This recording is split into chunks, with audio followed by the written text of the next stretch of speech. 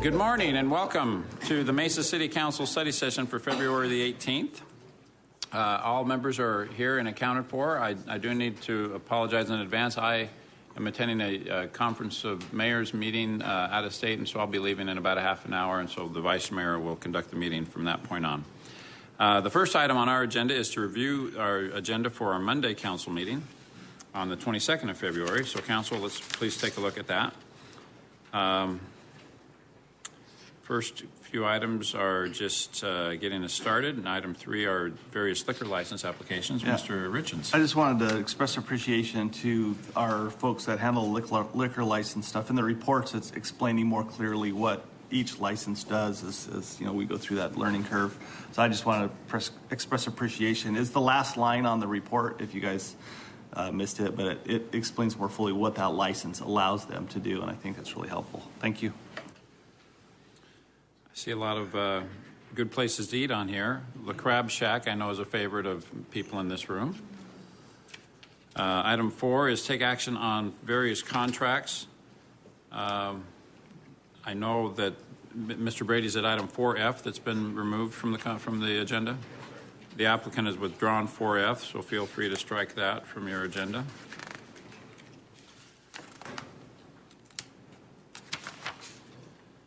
Item 5 are various resolutions.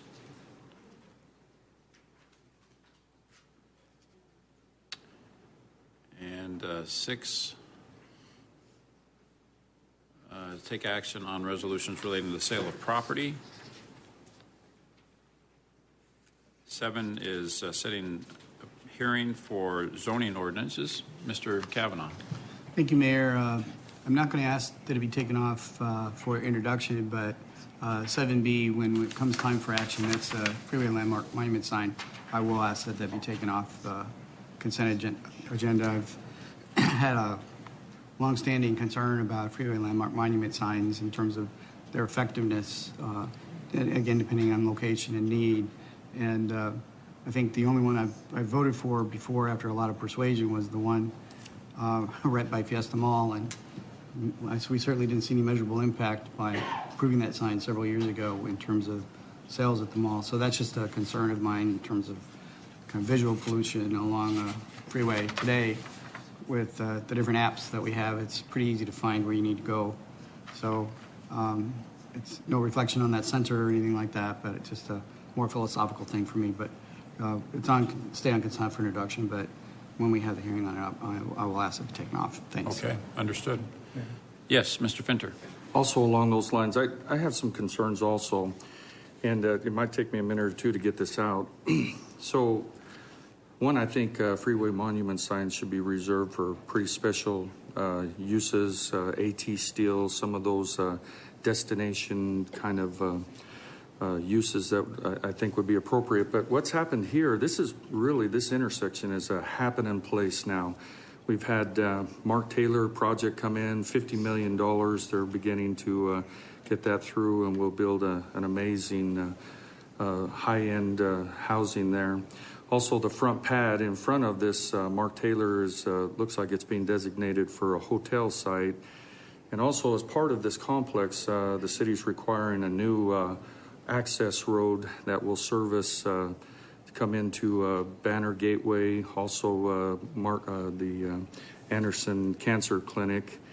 And there's a proposal for future expansion of the Anderson, what's the property? MD Anderson, thank you, the MD Anderson Cancer Center. That'll be on the Mesa side of things. And so I worry a little bit that when we do the freeway monument signs, it kind of is somebody staking out that intersection. And there's a lot of really great things happening in that area. And so it's gotten me to take a pause. I've had no contact from anybody on this, which kind of worries me that somehow everybody thinks this is just what we do now. So that would be my concerns, and I'm sure we'll maybe hear back from folks. But I think there's a lot of really good things happening. That area between 60 and Baseline has become the sweet spot all the way down when you look at what's happening at Val Vista, Greenfield, other places. So I would just have some concerns there. Thank you. Sounds like likely stay on consent for Monday, but when it's time for the hearing, there'll be some good discussion on that topic. Okay, agenda item 8 is receiving public comment and taking action on an ordinance. And then we do have items off the consent agenda. 9A is a zoning case that I think we're all very familiar with. And 9B is a resolution authorizing the city manager to enter into an agreement with, it's related to the zoning case. So, any other discussion, members of the council, about our agenda for Monday? If not, we'll move on. The next item is to hear a presentation and discuss proposed bond refundings and defeasance and bond program update. It's always good to pay off bonds. It's good to see you. Mike Kennington and Candace Strano. Good morning, Mayor, council members. Financial geniuses. Thank you. We're excited to be here today. As many of you guys know, the stock market has experienced some drop in value over the last several months. And while that may be a hit to your stock portfolio, it's created a favorable market for debt issuers, such as the City of Mesa. So today we'd like to review some of those opportunities. We'd like to review the 4 resolutions that are currently on the Monday's agenda for council members' consideration. We'd also like to review the timeline if council members approve the resolutions, and finally the funding plan for the debt service. So the first slide, we'd like to discuss the general obligation bond related items. I'd like to first direct everybody's attention to the graph on the right. This line on the right represents our debt service for general obligation bonds that we have outstanding. And I'd like to emphasize the spike in 17-18. As you can see, that's about a $23 million jump in debt service payments that we would have to make currently. And so that spike was generated because of a 2004 refunding that happened. And ever since I've been here, we've targeted that to restructure that debt. But per IRS guidelines, we have to restructure that with a taxable debt because you can only refund a tax-exempt bond once. And so that's why we would have to do that in a taxable fashion. Now, the other item we've identified is $20 million worth of bonds that would be savings for the city today with the favorable market conditions.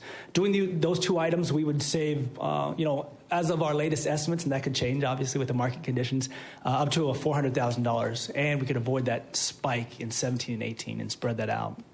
One of the items I want to just show the full council that I presented to Audit Finance Committee is the debt limitation. These are one of the metrics we look at for our GO debt. Our GO debt is limited, has 2 limits from the Constitution, the Arizona Constitution. One of them is a 20% limit of our net assessed valuation for specific purpose of GO bonds. And you can see they're listed in the slide. The other limit is a 6% of our net assessed valuation for more general purpose bonds, GO bonds. On the bottom left is the table. You can see that calculation. As of our latest net assessed valuation, we have a limitation on the top row. And the bonds outstanding we have on the middle. And so if you do the calculation, we're about 46% used of our debt limitation, our statutory limitation. And on the bottom right, you can see how we rank with comparable cities as far as the debt capacity used. So this is one of the metrics we like to look at, and I'll show you another one after our next slide. The next slide we discuss is the utility systems revenue bond type, and here we've identified $93 million of bonds that we would be able to save money with if we refund them. And we've also identified $9 million of bonds that we could pay off. They're coming callable this year in 2016, and we have $9 million of restricted impact fund, impact fee revenue that we have, and that we would be able to pay those off. So doing those 2 things would save us, as of our latest estimates, up to $4 to $4.5 million for the City of Mesa, which is a great opportunity for us. Finally, as I talked about, the debt burden is another metric we look at. And so if you combine all our fixed debt, our long-term fixed debt outstanding, it's about $1.5 billion. If you divide that by our population, you get a debt per capita, or a debt per person. And our number is about $3,389 currently.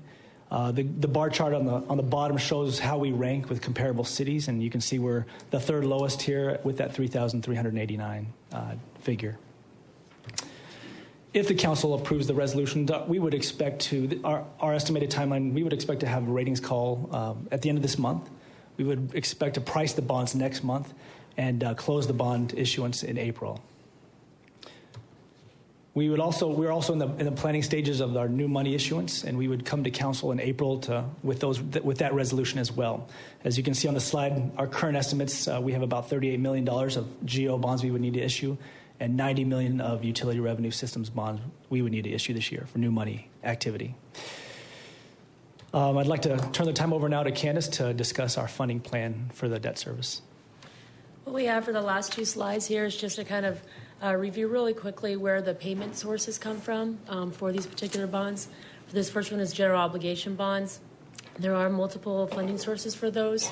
The bulk of that is the secondary property tax that is on those bonds, but we also have other items such as our impact fee revenues that we kind of talked about. We have impact fees on police, fire, parks, and storm sewer that help to pay off some of those pre-2008 bonds. We also have court construction fee that was put in place when we built the new court building. That's a fee on that. That would actually go away when that debt is paid off, but that's currently, we still have debt outstanding there. So I just wanted to show you kind of where some of those funding sources were coming from over the next few years. And then the Excuse last me, Candace, I think Mr. Kavanaugh has a question for you. Just a question on impact fee revenues. It shows it dropping off later years. Is there a reason for that, the impact fee going away? Yes, the Mayor, Vice Mayor Kavanaugh, the impact fees due with this new statute with Arizona, the impact fees that we have in place here in the city of Mesa can only be used on existing debt that was eligible. So it had to be issued prior to the statute changing. It also had to be issued for projects that were growth related, so they couldn't have been a replacement, had to be due to the growth. We've done all that analysis, and our impact fees can stay in place until that we have received the amount needed to pay off that debt. So when we're looking at this here, the schedule, this is when we have currently scheduled based on the impact fees coming in, how they're coming in each year. We've estimated our receipts each year, and we believe that this is when those impact fees would actually go away because the debt related to those would be paid off. Thank you. The last slide is just an overview of the secondary property tax. Since the secondary property tax levy is relatively new still to the city of Mesa, we did want to give you kind of an overview. And since it is the major contributor to paying off the general obligation bonds, when did it come into being and how did it increase or change over time? So this is just a real kind of summary slide of that particular levy.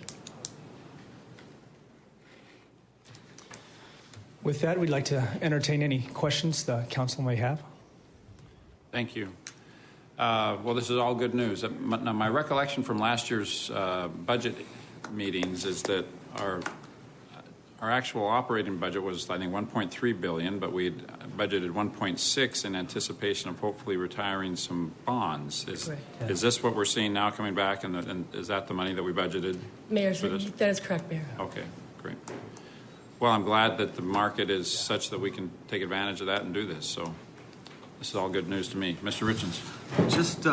Just wanted to confirm, some of the concern that we always have about debt financing is like, I'll use the example of a fire truck, and I don't think there's fire trucks in the general obligation bond, but we never want to pay for a fire truck more than a certain number of years, right? Correct. And so is there any assets that are by refinancing, are we adding a significant amount of term? Are we paying over a longer period of time? Help me Mayor, Councilmember Richens, we that's one of the rules we don't cross. We don't extend out the life of the existing refunded bonds, so we keep that the same length. We don't extend out the maturity schedule for the bonds that we refund. But obviously, if you go back to the first slide, the $23 million spike has to be pushed out and spread out over future years. So there is a net cost to extending, but we also don't have $23 million that we can come up with in 1 year. So we're financing that and pushing that again out and further into the future. But at the same time, we're able to refund $20 million of existing debt, and the savings from that refinancing will offset the cost of pushing the $23 million further out into the future. So it's a good timing that allows us to we knew that $23 million was coming. I mean, it's one of the first charts I saw when I became city manager. I was like, what's that? And so we didn't think it was prudent, especially during the challenging times, to stuff away $23 million. But we knew we would have an opportunity to refinance. The good news is we're pushing refinancing that out to the future. There'll be obviously some costs, but we're going to be able to offset it by refinancing other outstanding issuances, and from that savings offset the cost of the $23 million financing. Okay, thank you very much. So this is just to hear a presentation and discuss proposed bond refundings. This is not an action item. Yeah, Mayor, it's on your agenda For Monday. for Monday for you Okay, to. so this is just an update. Yeah, just to give you, yeah. Okay, great. Well, thank you very much. I'll look forward to voting for that on Monday. Next item is to hear a presentation and provide direction on the Gilbert Road Light Rail Extension. Jody, welcome. It's always good news when you're here to get updated on light rail. I hope this is good news today. Let's see.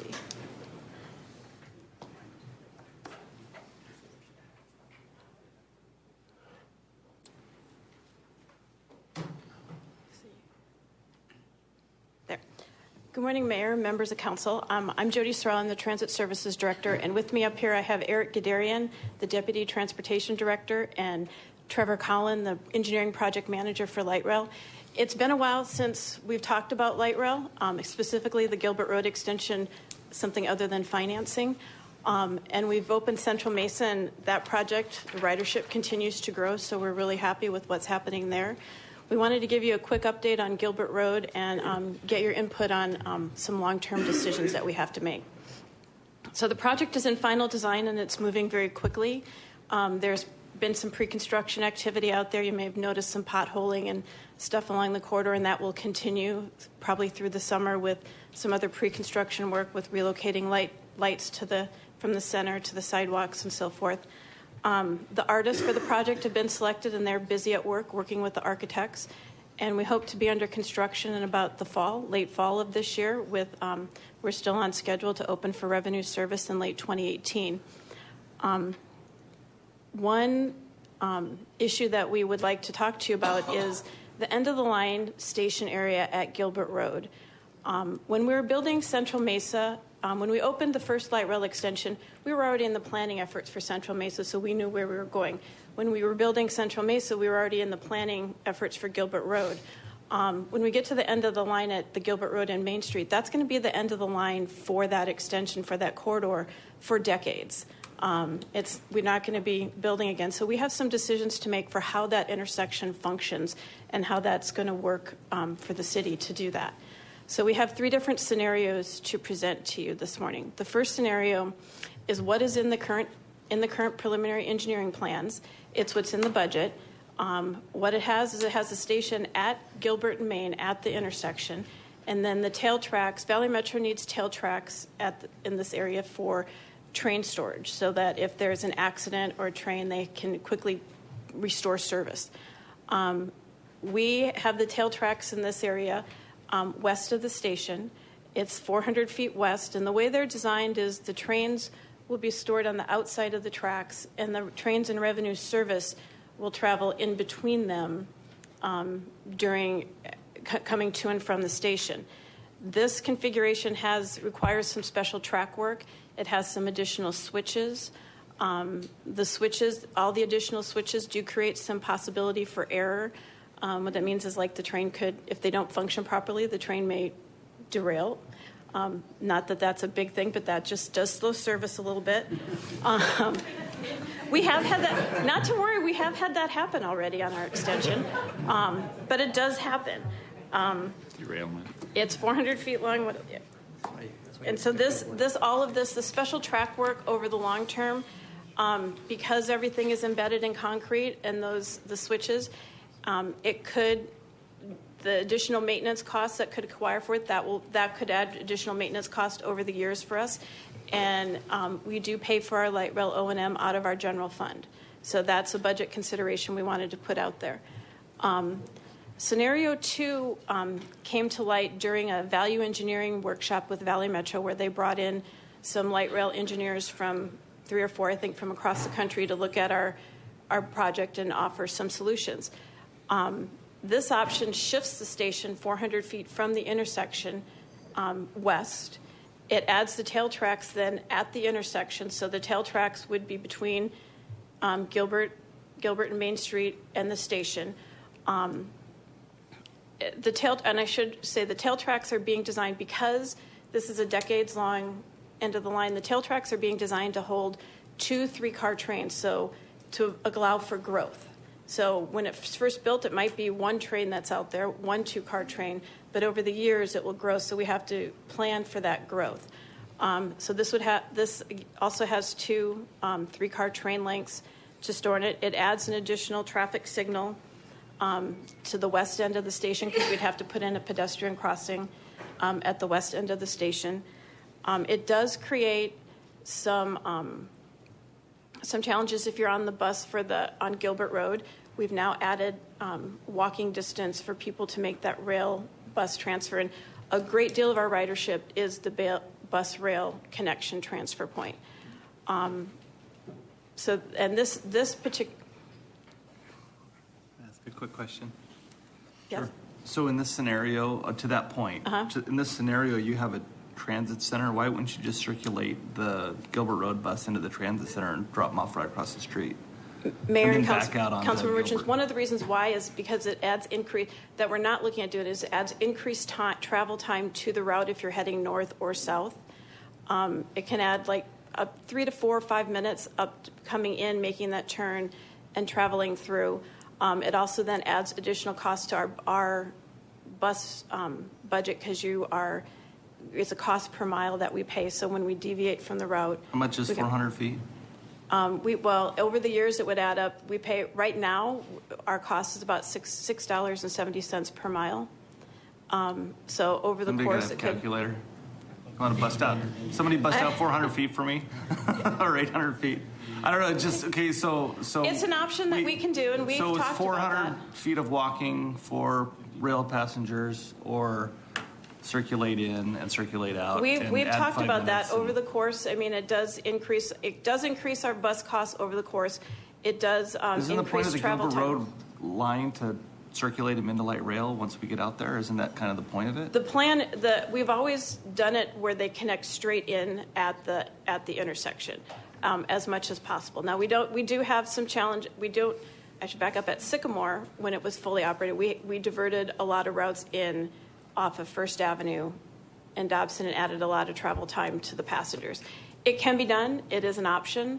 It's not one we would typically do, but we can do that. It seems to me that we're trying to get people to ride it, and making it as convenient as possible to get from a bus to the rail connection would make the most sense to me.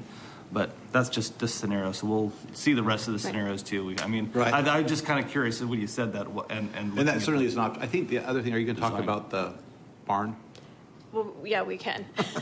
the farm. So Barn. We Barn. call Oh, the it barn. a barn. Because we're going to buy the farm now. So one of the trains are very large. So as they're parked out there, as they're parked there, and you have the 1 train or the 2-car train, and as it grows, you have this growing area. We can do some things to make it more aesthetically pleasing and create continue the station art to station theme into that, so it extends the station. We'd have to do some safety impacts that would add cost if we wanted to make it more aesthetically joined in with the station. That could add some additional cost of like $500 to $1 million, depending on what we did on that. So that would eat up a chunk of that savings as we did that. But it's just, if we want, as the trains grows, the stations become less visible from the intersection with the trains parked at east of the station. And then the third option, which is one, is just to do the configuration, extend the tail tracks across Gilbert Road, keep the station at the intersection, and you're still maximizing all of that bus rail transfer connection points. This particular scenario, we would have to reopen the EA because we only took the EA as far as Gilbert Road, so we'd have to do some additional environmental work. There is some additional right-of-way that's needed. There's we'd have to do, depending on what the environmental showed up, there would have to be some environmental mitigation that could take place. If we took the tail tracks only the 400 feet past the intersection, which is what we were planning to do, it doesn't impact the property owner to the south, their access. They would still maintain all the access that they currently have today. It wouldn't impact people making a left-hand turn from Main Street into their business. Oh, what's this? Assuming you do an amendment to the existing EA for that, you wouldn't have to do a new environmental assessment for that section. It'd just be an amendment filed to the original plan. Right. What would be the schedule impact for that? We can continue on while we do it. It could impact the schedule. How? It's a risk that we take. How could it impact the It could schedule? just delay it possibly a little bit.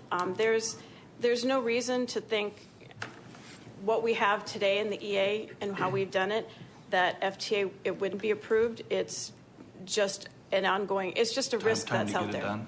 I can't tell you, if you're asking me like with 3 months, 2 months, we don't know that. It's a risk. How big a risk? I mean, that's On a scale of 1 to 10, it's okay. 3 or 4. So not a very Yeah. big risk. Okay. Yeah. All right. That's helps. Yes, Mr. Finner. So in scenario 3, if we decide to take that track and store the trains, does this kind of come, my gut reaction is now this commits us to a direction.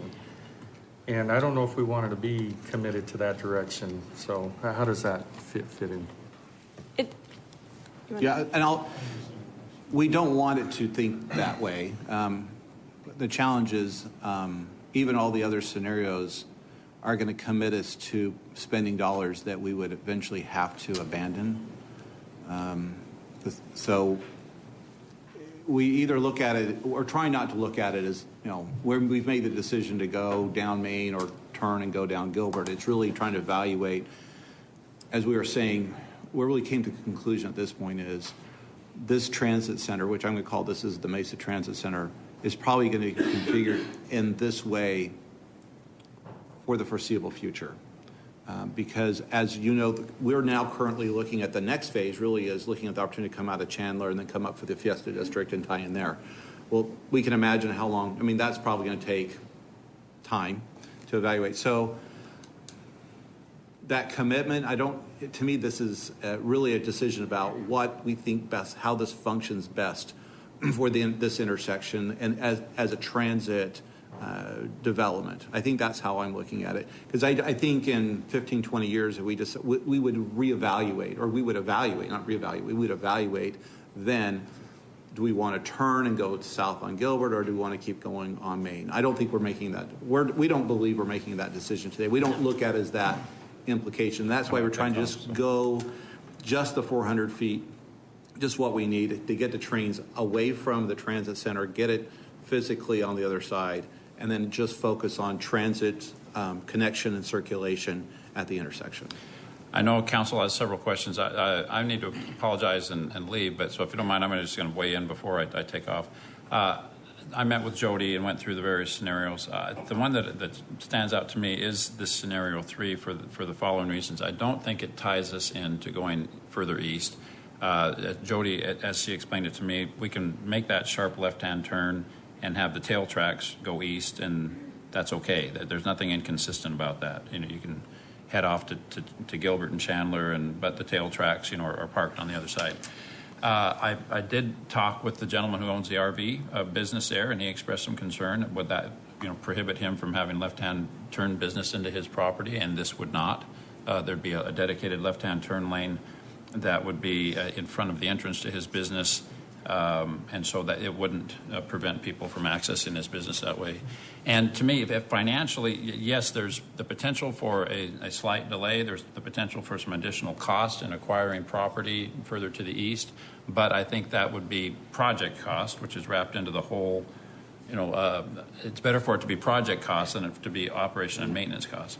And if we do what's engineered right now, where we store the trains on the other side of the tracks, we've got a lot of switching stations. Switching stations are potentially costly when it comes out to maintenance costs going forward. So we can eliminate a lot of that potential cost. So again, I defer to the consensus of the council, but those were the things that kind of stood out to me as being considerations. And I think also it allows us to have the station right front and center at the intersection as opposed to pushing it back one direction or the other. I think it's more aesthetically pleasing and more prominent if it's right there literally on the corner rather than pushed into the middle of one of the intersections. So thank you for allowing me to voice that. Mr. Vice Mayor will take over. Mr. Luna? Jody, my preference is actually scenario 3. I think that makes more sense to me. Now, did Phoenix have a similar experience in terms of when they were planning their metro? Did they do something like that and then change direction? They haven't. They haven't changed their direction. We just have an opportunity to kind of look at this now through the value engineering process and kind of evaluate what the long-term functionality is. Phoenix has as a result of Prop 104, Phoenix has a very planned out future light rail program, so they can plan their extensions and their ends of the line for what meets that. We have to Gilbert Road, and now as a community, we have to think about where we want to go and what's our next steps. I just want to make sure that everybody understands that scenario 3 is an additional about $1.8 million to the cost for that long term. Mr. Thompson? You know, when I first started looking at this, I was amazed that there was actually 3 scenarios, because I looked at it and thought there was only one, being scenario 2, because number 1, it saves us $2 million. 2, it eliminates any future potential O&M cost. And there's no scheduling impacts. And so I looked at it and said, wow, this is kind of like the best of option 1 and option 3, with the exception that we're not crossing and committing additional track going to the east, especially since, for decades out, we don't know exactly where we're going, whether we're going Gilbert or going straight out Main Street. So for me, I looked at it and thought option 2 was probably one of the best fits. I particularly like the fact that the station sits back away from the intersection, because that is kind of a congested intersection at times. And having the station sit right up on the intersection, to me, can be a little bit hazardous to the citizens as they're walking and commuting. And so for me, I like the fact that it sits back, and that's my preference. Mr. Glover? I would concur with my colleague, Councilmember Thompson. I prefer scenario 2, just with the anticipated savings, and then it doesn't impact the work schedule as well. Other comments? Mr. Fincher? Sure, I think too. Always looking forward to saving the dollars, and it rings in my head, Councilmember Richens, maybe there's an opportunity in improving shade structures, other things, so money better used. But do love the savings, so I'll support number 2. And I have a question. I can't recall in terms of other stations that we have along the whole system.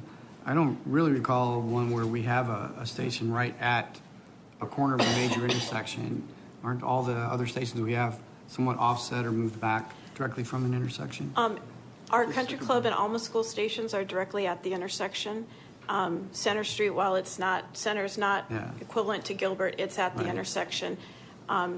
Sycamore is at the intersection, but Sycamore is also not a major thoroughfare street. I was thinking more of the major. Right. So most of them, as a rule of thumb, Valley Metro tends to put them at the intersections to facilitate that bus rail transfer as much as possible, because not every station has a transit center at the end of it, like we do at Gilbert and we do at Gilbert Road and we do at Sycamore. So we try to facilitate some of that bus rail transfer, because you do get, as a transit rider, if you're transferring from bus to light rail and the bus comes and you see the train at the station and you know it's getting ready to leave, you have a tendency to want to not wait for your walk signal to cross the intersection to get the train, because you don't want to wait another 12 minutes for the next train. So there is an anxiety level that kind of comes with some of the riders on some of that. So that's why they try to place them as close to the intersection as possible. So, Vice Mayor, and Jody, one thing I think we need to be clear, because we talk about congestion at intersections. I want to be clear. When we have the storage west of the intersection, are we adding another traffic signal? In scenario 1, where we have 2, the one in 2. Scenario 2, yes, we are adding another traffic signal. Pedestrian signal? It's a ped crossing at the west end of the station because we have to create a safety scenario so people aren't jaywalking at the west end of that station. That does create. So I want to be careful that that does create a lot of. So we would have traffic we would backing have up three too, signals, signals that could In a potentially short be period. functioning within that span. Mr. Glover? Well, I think we're seeing that right now at the LeSueur and Main station at Mesa Drive, just because if there's a red light or a green light or a red light at the pedestrian crossing, then it backs up traffic into Mesa Drive and Mesa Drive and Main Street. So that is something to consider, but I think that this is not, if we were to set it back, it wouldn't be as detrimental as if it is right there, kind of like it is at Mesa Drive. And I'm kind of sensing from the comments there's probably a majority consensus for scenario number 2?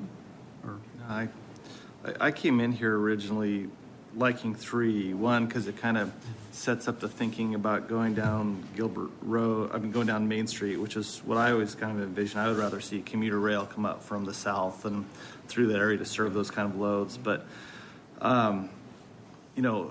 hearing the explanations, that was just from what I was looking at last night, but hearing kind of more detail about it, I'm starting to kind of think that maybe scenario 2 would be fine if you'll circulate the buses in and make it easy for people to get off and over to the train, which is what you just explained they like to do. So, I definitely would be in favor of doing that approach if you can get that bus circulation right in there. But, I probably tend towards scenario 2 after hearing the discussion. And I do, personally, I think it's also worthwhile to explore the bus circulation issue.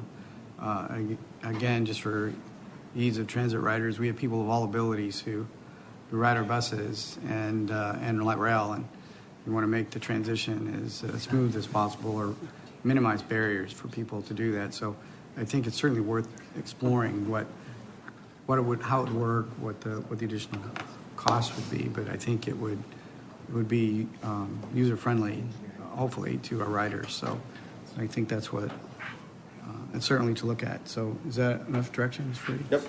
Mr. Luna? Yeah, I can live with Sorry. 2 if we can get those buses in there. My preference is 3, but I can live with 2 if we can get those buses in there. So. Okay. Any further comments, discussion? I think we're okay on that. All right. Thank you very much. Next item on our agenda is to hear a presentation, discuss, and provide direction on redevelopment area creation and central business district expansion.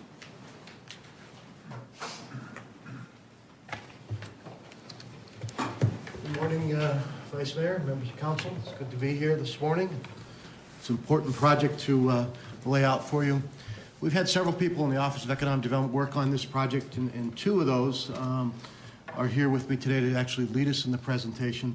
Sarah Sorensen is a project manager in the department, has worked hard in putting us together, and Mr. Jeff Robbins is actually from the Office of Management and Budget and is on special assignment to us for this project in particular. So I'm going to turn it over to them and let them lead the way. Thank you, Bill. Vice Mayor, council members, it's a pleasure to be with you today. Part of the mission of the Office of Economic Development is to enhance Mesa's economy and to create quality jobs. And today we're going to be talking about some of the different tools that can help us achieve those aims. As you can see from the title, one of the tools we are discussing is the Central Business District expansion, which implies we already have a Central Business District, and we do. This is a map of our western portion of the city. The town center redevelopment area is bordered in yellow, and the Central Business District is the blue area. Let's zoom in and take a closer look at the borders here. To the west, the area is generally bounded by Vineyard Road, which is just a little bit beyond Country Club to the west. On the north, it's bounded by 6th Street. To the east, Hobson, and to the south, Crescent, which is just a little bit below Broadway. You may have also noticed that the Central Business District does not fill in all of the portions of the town center redevelopment area. On the western edge, there's a small area where the town center redevelopment area juts out to extension, and then in the top right corner, there's a very small area bordered by LeSueur, and 4th that is also not covered by the Central Business District. So now that we've refreshed your memory on the existing boundaries, let's dive a little deeper into what those areas actually mean. So a redevelopment area is an area designated by City Council to be in need of revitalization. Now, before City Council can declare an area a redevelopment area, we must determine that that area meets the statutory requirements. In general, an area needs to exhibit a predominant need of revitalization, and that redevelopment is necessary in order to improve public health. Now, once an area is designated a redevelopment area, or RDA, the City Council or the city would begin working on a redevelopment plan. The redevelopment plan is essentially the blueprint or the framework of how the city will proceed in our redevelopment efforts. Now, it's important that we go through this process of formally declaring an area a redevelopment area because it allows the city and private developers to target federal, state, and local funds to that specific area. This is not a new concept for Mesa, as you saw on the previous slides. The Town Center RDA was actually established in the late 1970s, and it is still active today. Over the years, we've modified this plan several times, and the main focus of the plan is to generate uses that will stimulate growth. The redevelopment of the One McDonald building is just one example of a redevelopment project under the Town Center redevelopment plan.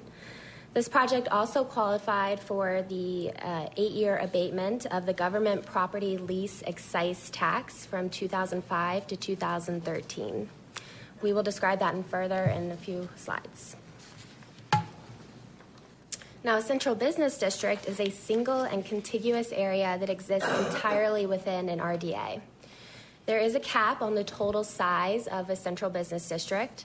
For Mesa, it can't exceed 5% of our total land mass. We're about 138 square miles, so our central business district cannot exceed about 7 square miles. The current central business district in Mesa is about 2 square miles, and the proposed expansion would be about 1 square mile, bringing our new utilization rate to a little under 3 square miles. So we're still comfortably within our limits of 7 square miles. Now, when you have both an RDA and a CBD in the same area, it allows the city to offer the maximum benefit of the government property lease excise tax, or GPLET. A CBD really holds no other benefit besides the entitlement of the 8-year abatement. Now, a GPLET is a method by which the city leases city-owned property to a private party for use. This arrangement reduces a project's operating costs because we're replacing the property tax with an excise tax. The excise tax is determined based on the type of use and the amount of square footage. So think of it like a payment in lieu of taxes. Now, while a standard GPLET within an RDA replaces the property tax with an excise tax, we can maximize that incentive even further if the GPLET is not only in a redevelopment area, but also in a central business district. Having a GPLET in both of those areas allows us to offer the full 8-year abatement of the excise tax. We think this benefit will be truly beneficial in our redevelopment efforts. And with that being said, I'd like to invite our city attorney, Jim Smith, to weigh in on the business implications of having a redevelopment area and a CBD. So, Vice Mayor and Council, let me also sort of explain to me the GPLET statute is a confusing statute, and so I'd like to think of it as generally that's government property is not subject to property tax, and so the GPLET really is an in lieu type of tax, an excise tax that's in place in lieu of it. And then what the statute then does is it creates a process in which if you meet certain criteria, if you the RDA and Central Business District, you can get an 8-year abatement, basically placing you back into the position of taking away that in lieu tax. It's only for 8 years. It's subject to a number of limitations. There's sort of requirements, steps you have to take to put it into place, and that's what the Economic Development Department's working on right now to be able to at least be able to afford this economic tool in certain circumstances. Thank you, Jim. Next slide, please. So as you can see, the development or the redevelopment area creation and the central business district expansion work hand in hand, and both areas need to exist in order for us to be able to offer this additional tool of the 8-year abatement. We believe this tool will Ms. allow... Richards, question? May I ask a question? So we've had the opportunity to use GPLET in downtown for how long? Since approximately 1978, when the City Council approved the redevelopment area and the Central Business District. And how many times have we used it in downtown? We have used it once with the One McDonald. So one time in 30 years we've used this tool? Okay. We've offered it.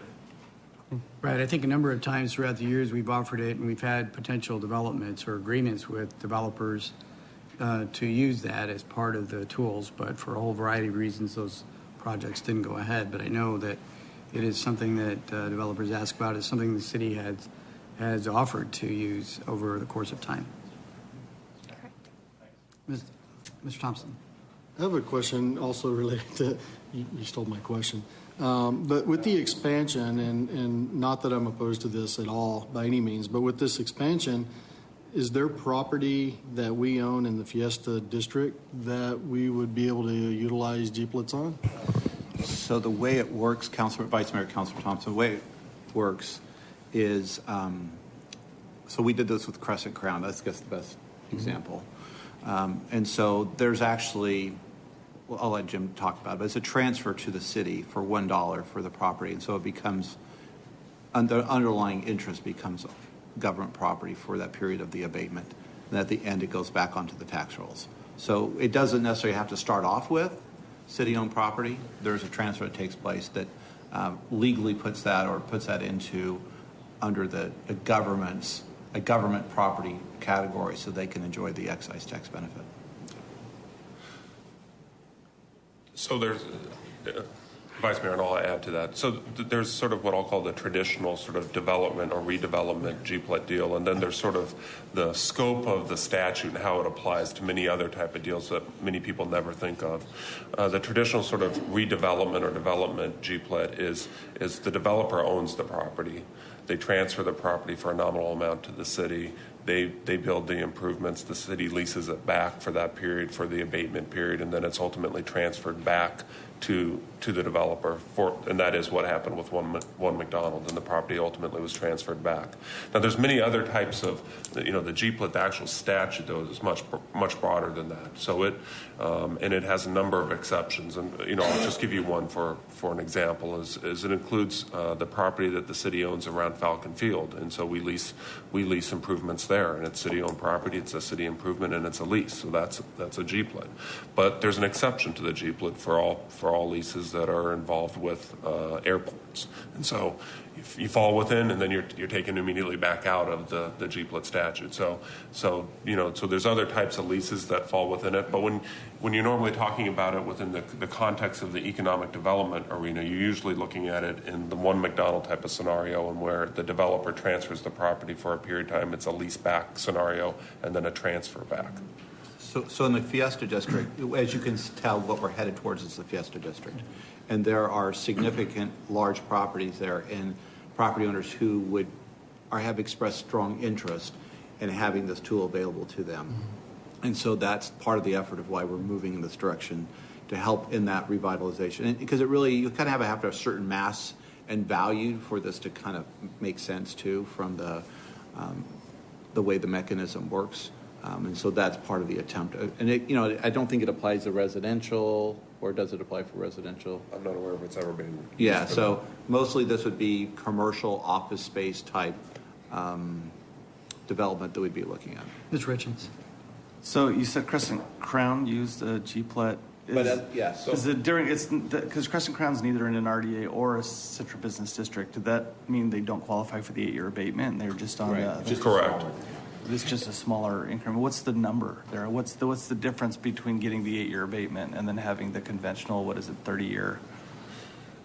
So the tax structure is very complex. I actually brought the chart in case you want to see it, and it was made And more. you know that I do. And it was made more complex in 2010. There used to be a greater differential, a bigger delta between the standard property tax and the in lieu GPLET tax. That was shrunk in 2010 by the state legislature, and so now the difference is much smaller. If you're within just a redevelopment area, there is a benefit, but so there's even a benefit just to be in a redevelopment area. And then if you're in a redevelopment and central business district and you qualify for the 8-year abatement, that's sort of obviously the largest enhancement. So there is still a small differential, but it depends on a lot of things because the in lieu tax is based off of use, square footage, and on certain uses, how many stories the building is. And so you have to figure the calculation under the GPLET, then figure out the traditional property tax, and then you have to figure out what that difference is. And the state legislature made that difference smaller in 2010. So how advantageous is the 8-year abatement really? Well, if you look so if you're going through the exercise to declare an RDA central business district, how much does that 8-year abatement really get you? Again, we can't, that's a problem. Yeah, We have I to know. run the scenario. I'll tell you that and I think they were getting ready to go there, when you look at a lot of the developments that have happened in Tempe and downtown Phoenix, this is the primary tool. Well, let me say this. This is about the only tool the state of Arizona allows for us to use. And so it gives us maybe not something of significance, but it gives us something. And it's what we see our peers using to bring in large developments into their downtown area. Both Tempe and Phoenix are probably the best examples, I would say, in the valley and utilizing this tool. And I understand that Arizona is the only state that doesn't have the tax increment financing tool, which our competitor states use to great advantage, in reminding them that Arizona doesn't have it. And so as a GPLET is one of the very few things that we have. Am I right? Yeah, that is correct. Very few. So, Councilmember Richens, you were leading right in as a perfect segue, and I'd like to talk a little bit about what Tempe has done. He read the script. And previously, what is now the Hayden Ferry Lakeside building, this used to be a property that generated almost no tax revenue for the city. In 2002, they put a GPLET with an 8-year abatement on this property, and that saved the property owner about $6.3 million, which they were then able to reinvest into their property, into their business to grow it. In 2010, the assessed full cash value was $78.9 million. That generates about $1 million in total tax revenue, and the city of Tempe, because it's only one of the taxing jurisdictions, takes in about $140,000 of that. Another great example comes to us. Mr. Vice Mayor, what year did Tempe Town Lake open there? The thing because Tempe Town Lake came in, and then there was they focused that. It used to be parking lots for. I remember people running through that as a field and throwing the goalposts into the Salt River. What year? I'm trying to remember what year the actual. I wasn't part of that. Probably. So, is it 98 or 99 that the Tempe Town Lake came? What I'm trying to get is the nexus between the public side investment in the lake and what? It's Bill 97. It's Bill 97. Thank you, Google. That was all you. Sorry, Carrie Google. Oh, yeah. I mean, I'm just trying to get the nexus between the public side investment, because there's a corollary for the Fiesta District in some of the streetscape improvements that we're doing there. I think it's a combination of all those things, right? Yeah, It so takes I'm just trying to a variety of things. understand context. Okay, thank you. Yeah. So another great example is the Camden Copper Square residential building at Van Buren and 7th Street in Phoenix. This was originally a mix of light development and vacant land. And in 2001, they did the same thing that Tempe did, a GPLET with an 8-year abatement.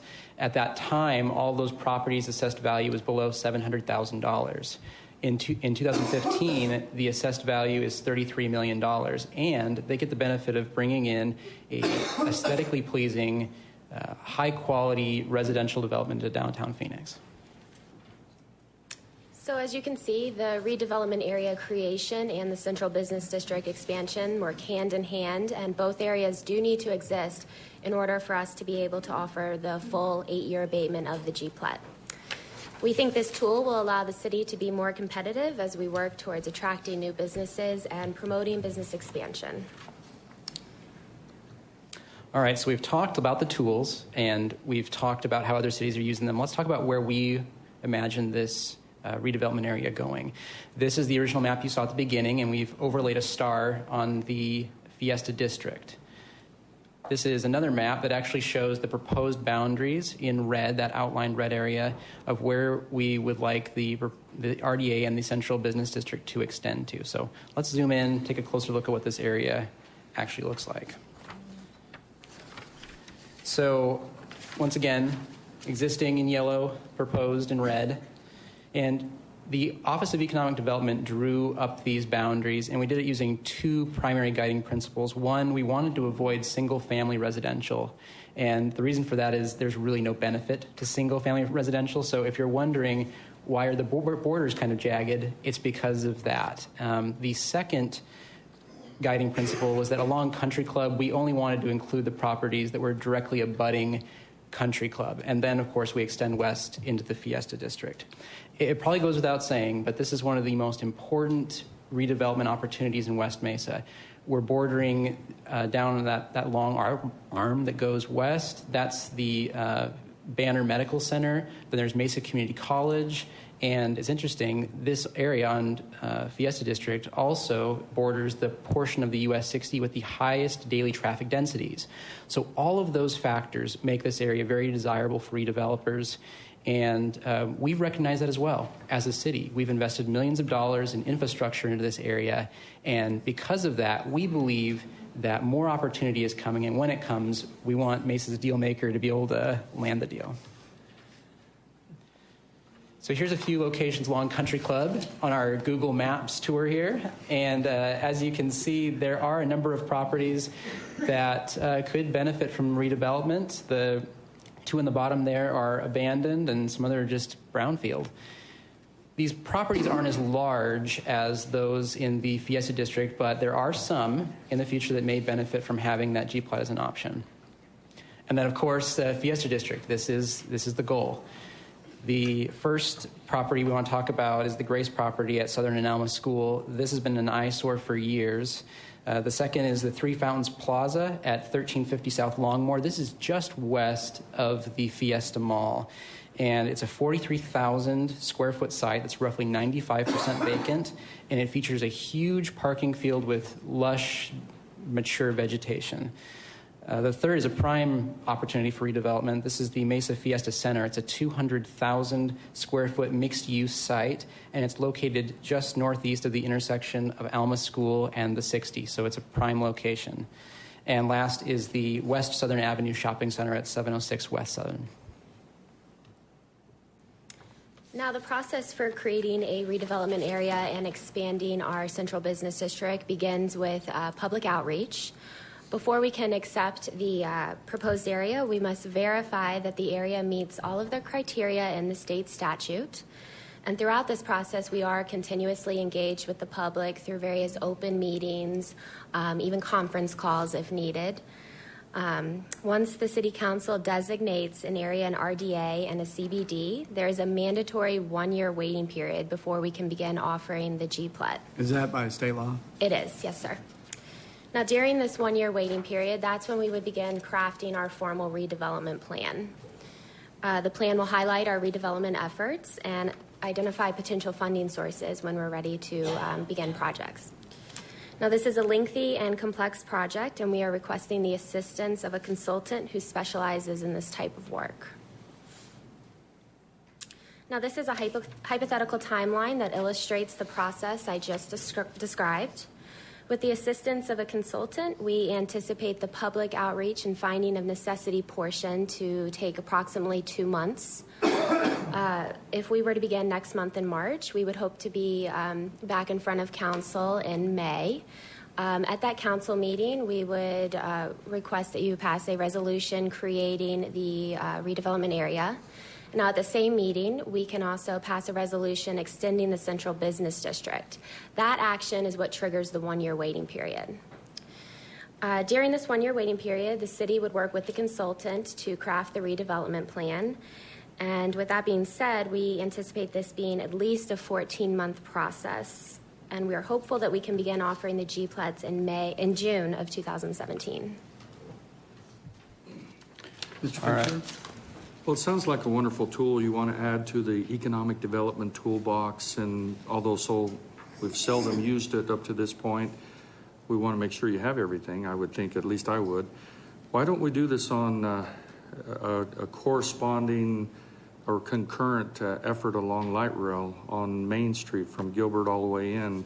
Is there some limiting factor that, you know, in the back of my head, I was saying, why don't we do this from Gilbert to the west boundaries all across the city? And so maybe there's something I'm missing there. So I think that's a great idea. I think the objective right now is let's get this phase started. Let's get the process moved along. It's going to take a little bit of an effort with all data gathering, and I think our 2 months is an aggressive number, but we're trying to push as hard as we can. And I think the next phase would be look both east and west from the town center and be able to look at light rail and that whole corridor. What are the boundaries? What are some of the objectives now of council, and the Broadway corridor in particular comes to mind. So I think that's the next phase, but first we want to focus on Fiesta, get that process started, and then we can implement. Vice Mayor, Councilor Finder, we would, I think, support that idea, and maybe we could, when we come back in May with the first report, maybe that would be good direction council could give us to think about, because we think the light rail corridor is a perfect example of both ways, you know, between, I guess, well, from the edge of the city going to Gilbert Road may be the opportunity to look at that. So, but we'd be glad to start that initiative. We would have to go through starting a process with that and getting consultants and stuff. But this is one where we had some interested parties down in Fiesta that were really asking us about it specifically. So we kind of warranted our attention because, as you know, we have some developers down there that are asking and promoting it. So it kind of created this, I guess, interest and incentive for us to do that. But I think we would support, I mean, I think it makes sense that we would look along the light rail. If you'll give us time, maybe we can come back with the first report. We could discuss that opportunity along light rail also. Now we had Mr. Thompson and then Mr. Richens. You know, I love this idea. I think it's a great tool to put in our toolbox, and I know that Vice Mayor's done a lot in the Fiesta District over the years to rejuvenate the area and revitalize the area. I know that Phoenix did something similar, RDA type expansion a few years back, but one of the things that they required in their I guess the RDA was that they would have to employ a certain percentage, or a certain percentage of their employees had to be from their city. And I was wondering, is there a way that we can utilize whatever Phoenix utilized so that we kind of hold the developers' feet to the fire and say, you know, we'll do this, but you also need to ensure that you're hiring citizens from Mesa. So, Mayor, Councilman Thompson, we do that today with the few incentives we have. But certainly when we come back with development agreements for these projects, and maybe when we come back, because one of the, I think, steps is creating the redevelopment policies. That's what we called it. The actual plan itself. Plan itself. Yeah. So maybe we could address that in that plan. Correct. Specifically, what you're mentioning. Would that help? Okay. Ms. Richens?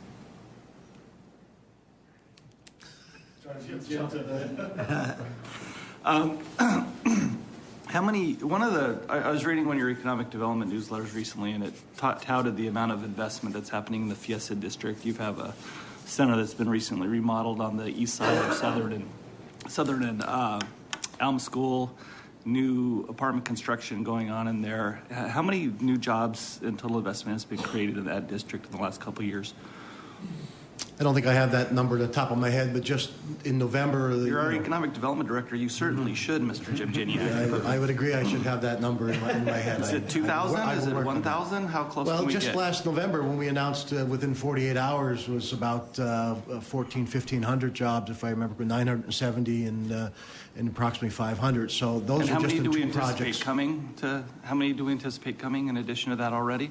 Well, there's a lot of opportunity, in particular, looking at the Fiesta Mall. That's a big opportunity, and I think those numbers alone are staggering. But there are other sites within the Fiesta that, I can go around and add those up. But Aren't there two proposed projects within the Fiesta Mall area in the big box street? The old like Macy's buildings have been acquired, and there's projects that are underway there, as I recall. There's improvements that have been taking place. We don't have a specific tenant. Okay, so there's occupier. So there's been started. there's been the acquisition of some of the big boxes that you mentioned, Macy's specifically, and others. I think they're acquiring others, but we do not. And there was some demolition interior to Macy's to prep it, but I'm not aware of a specific tenant that's wanting to come in there. So, does this tool help the specific tenant? It could help all of the property owners in that area. I think one of the things that it does help us too, to be frank with it, it's now that we're this close and we are starting to see that the opportunities, when someone has to make a choice between Tempe or Phoenix, and we can't compete without having this tool, and so at least allows us to have it on the the toolbox to say, we can do what they can do here. Otherwise, our incentives for development and what we've done in some of those 1,500 jobs is what we've literally had to agree to is what not only the infrastructure, but a payment for Mesa jobs or a Mesa resident job, stuff, yeah. And that's we have kind of a limited dollars to do that, and so right. And you likely know what I'm getting at here. I mean, I think that the Fiesta District is well positioned it's on a major freeway. It's in a great location. The 202, 101, 60 corridor is really hot right now for office development. I'm just wondering if we're giving away money when we don't need to. And I think I agree with Councilmember Finter that if we're going to focus on an area, that it would be better served to focus it on Main Street Light Rail Corridor now as the first project instead of the Fiesta District, because the Fiesta District is moving. We need to be a little patient and let it continue to develop. I think it's making great progress, and it's going to continue to make great progress. And if I'm going to spend a bunch of time doing a redevelopment area, that also aligns with our CDBG focus area along Main Street. So adding this tool to that tool, now you have a whole suite of tools and a huge investment through a transportation system. I just don't think Fiesta District is the place we either need it or is the right place to start it. I would much rather think that we would go down that Main Street corridor rather than this area in particular. And we're starting to make some progress in downtown, and we're going to repeat the cycle that we did in the late 1970s when we killed downtown with Fiesta Mall. Now we're going to kill downtown again with a whole nother set of tools down here that will end up likely getting used down here and not in our downtown, as is evidenced with 30 years of experience in our downtown. So if we haven't been able to get it right in our downtown, I'm not sure that we should be going down the road and applying it here. Mr. Luna? I have a question about the redevelopment of the Grace property. Now, did this trigger the notion of trying to acquire this giblet process? I mean, so if we don't have that in our toolbox, is that going to jeopardize any potential redevelopment in that area? I think it adds to the toolbox, just like we've been saying. It adds to the toolbox because the developers are still hesitating. This allows them to get them over the edge. This is a savings for them. When the legislature changed the law back in 2010, it weakened it somewhat. But again, it's one of the few tools that are available. But as we talked to a developer just last week, he's very much interested in this particular tool to help him in his revitalization efforts. We've had some success, but certainly with the Grace property, I would think it's another quiver that we have to make things happen. But certainly the Fiesta Mall developer and several of the others we've talked to have expressed interest in this, in the Fiesta area specifically. Mr. Glover. I know in discussing this with Bill, I kind of concur with Councilmember Richens, just because in some of the areas, especially in my district, the Broadway corridor we should utilize that just to try to revitalize that area. And I know that I've talked about doing a streetscape, and that's something that the city can do as well. But I'd like to see where we can expand this, where it'd be most beneficial for especially West Mesa and in the areas that definitely do need that TLC. I certainly at least concur, and I've expressed that my interest and opinion that this should expand to cover along the light rail line and along the Broadway corridor, again, because I see the value of the tool. I will tell you, though, colleagues, that every developer that talks to me about projects in Fiesta Mall or Fiesta District, the first question they ask, well, do you do what Tempe and Phoenix do? Because we want a G-plat. And I'm going, no, we don't. Not there. At least in terms of the maximum benefit that is available. And so it's a very standard question. We have development there where we do have specific requests to have this available.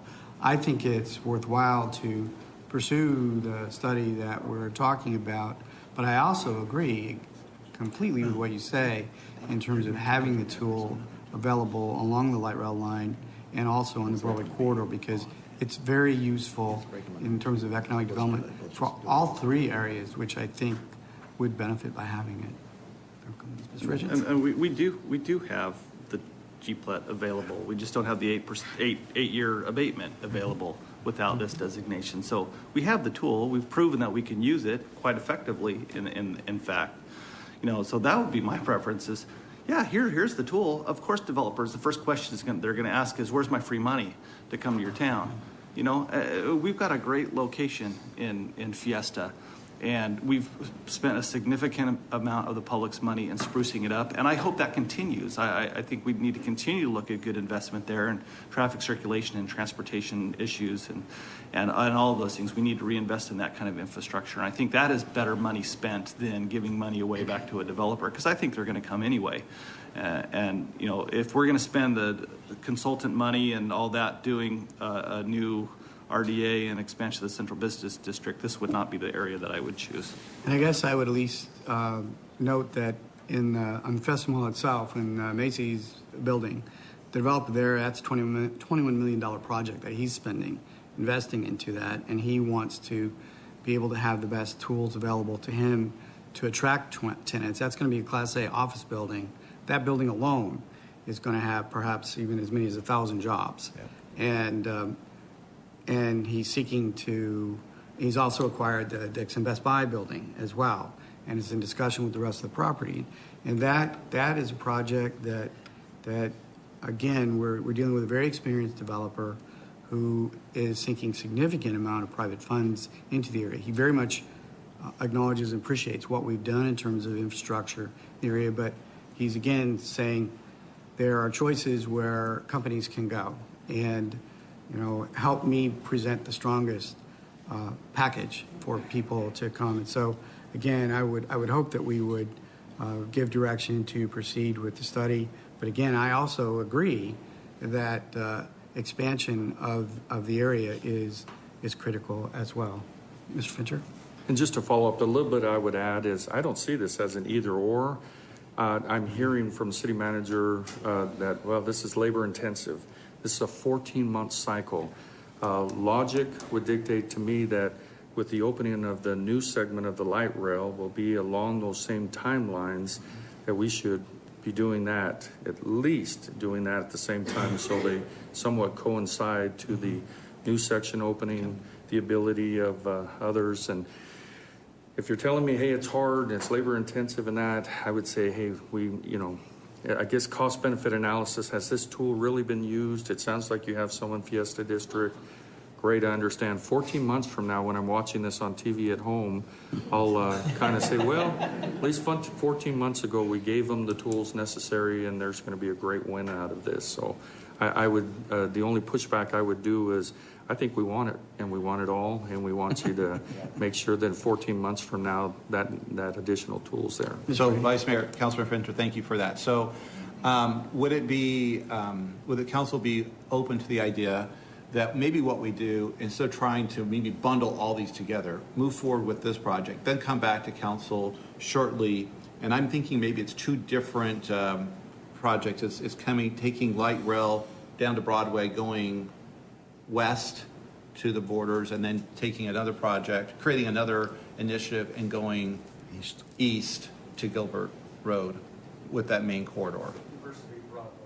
Okay. So, and then you heard I think we'll still be okay as far as the, there's a limit on this. Square miles. We just need to look at that. I think you have a We're secure like amount at of 4. I capacity. think we should be okay. Yeah. Anyway, we'll go look at it. Let's just go look at it.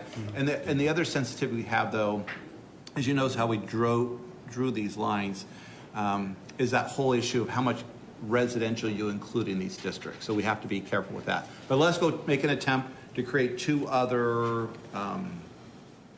initiatives, whatever you want to call it, expanding the zones east and west of downtown along light rail. Mr. Luna? I'm wondering if you might want to prioritize which would be first, or are you going to do it as a whole? So when we look at the downtown area, the corridor, which is going to be first? Yeah, well, so we've, obviously we spent some time on this one. And then, the thought would be, let's start teeing up the other ones and getting a consultant. And I think you could have multiple consultants on each one and start on a timeline. I don't know, I'm not sure what I'm hearing from council. I'm hearing kind of different. Do we go east or west from downtown? Is that the first, or how do we do that? I mean, the goal is, I understand, is to get them all done. Right. But let us go back and think about that. Maybe come back and give a plan about how we could try to. I think the goal is try to get them all accomplished as soon as possible. Right. We just need to kind of figure out the effort it takes to have 3 of them going on at the same time. So is that okay if the manager comes back with another proposal? Yeah, and this isn't a philosophical opposition to this approach and using these tools. What it is it's just prioritizing. We have limited resources.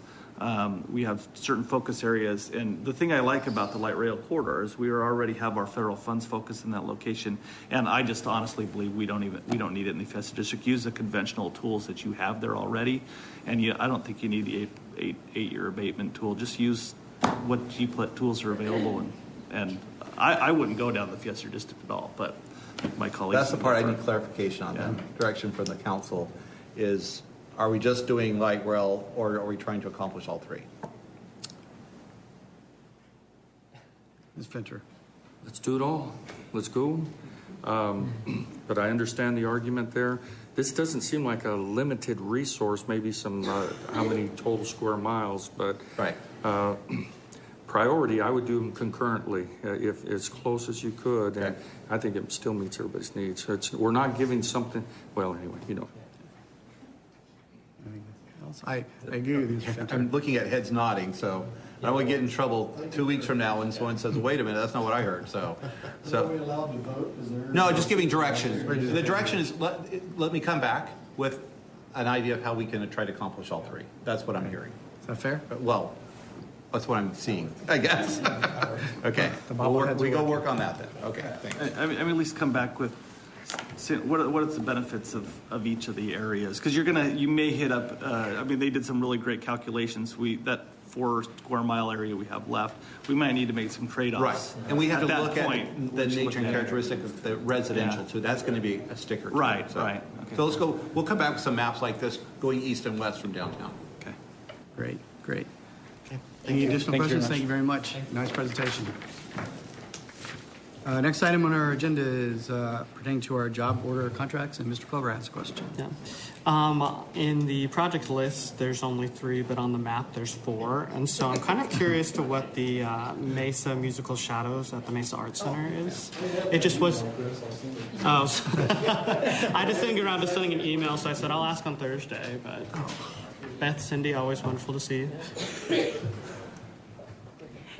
Good morning, Vice Mayor, Council, City Manager. I'm Cindy Ornstein, Director of Arts and Culture and Executive Director of the Mesa Arts Center, for those at home. Musical Shadows is unfamiliar to you only because we didn't have the name decided, but this is the Art Place project that you've been hearing about for a very long time, and it's finally reaching culmination.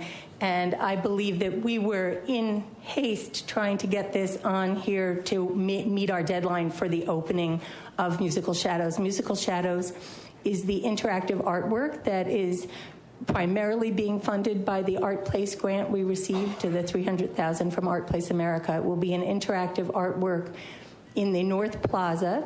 It will be a pattern of tiles that is part of the plaza, so flush with it, but it has sensors and speakers embedded in it, and when walk over it or play with it using your body, or a group of people do, they make music. And the music changes morning, midday, evening, and night to fit the time of day and the length of the shadows. So it will be a very exciting interactive element that I think will bring people to play a lot of the time out there. We're really excited. We've just heard the sound scores, and they're really, really fun and interesting.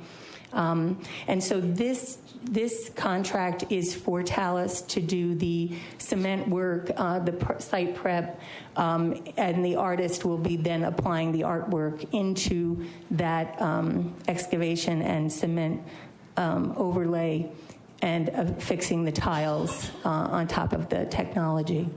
And what is the timeline? We have to have this open by April 2nd. Yeah, the opening is April 2nd, and the reason that there's all the pieces that are part of the artist contract, all of that has been fabricated. We're in good shape, but this particular contract that requires the cement work is very pressing. We want to actually break ground the Monday after the gala for street pianos. So January 29th is when we're hoping to break ground. And the installation itself will, the plan is to have the installation complete actually by March 17th, so the public can actually be part of the testing of the project during the Spark Festival. They had the opportunity. People will be doing what? St. Patrick's Day songs?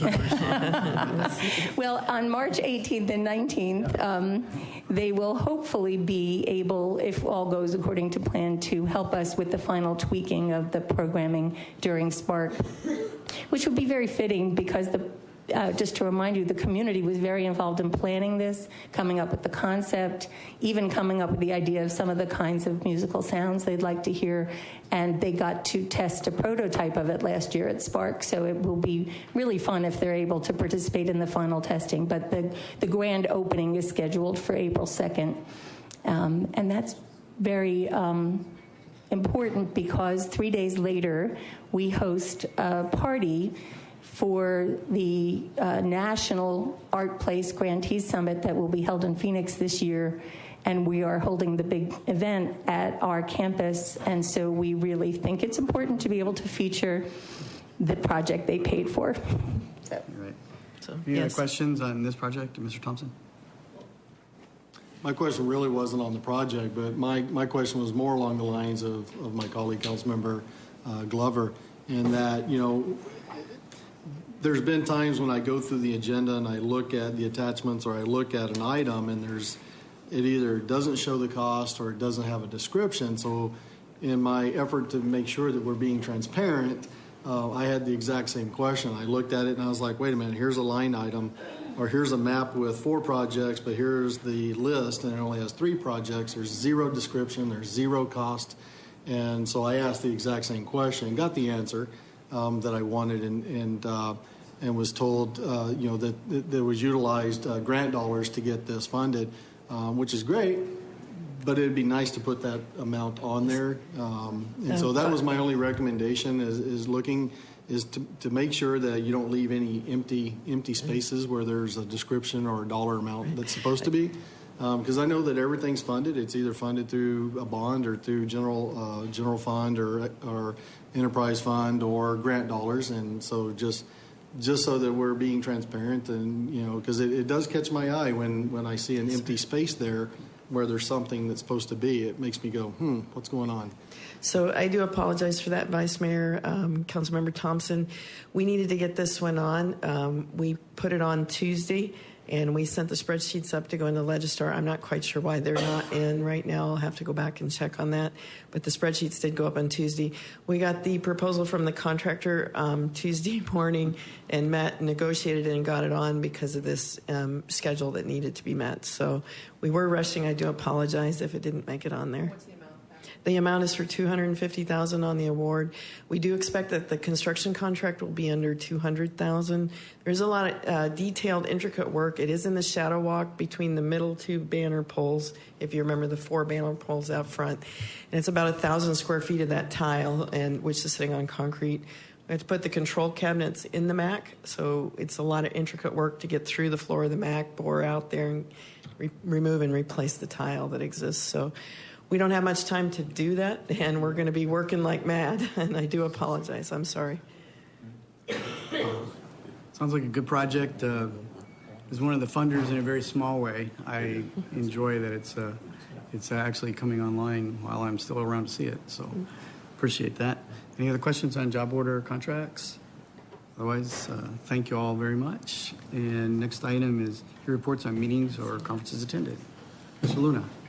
I want to invite everyone to attend my event this Saturday. It's Heart Your Health event over at the Multi-Generation Center. It's a great way to get free exercise. Anyone attending from 8 to 12 can attend many of our classes, and we have a free breakfast. And you can watch Mr. Brady do Zumba. So just for that reason, you need to come. Again, it's at the Multi-Generation Center, Saturday from 8 to noon. Anything else? Other events? Those videos are still on YouTube. I know yesterday many of us attended the renaming of Sixth Place to Athletics Way earlier this week, and I think it was very well received in the community. So I got a lot of media publicity on it, and I think it enhances an already very good partnership with Oakland Athletics.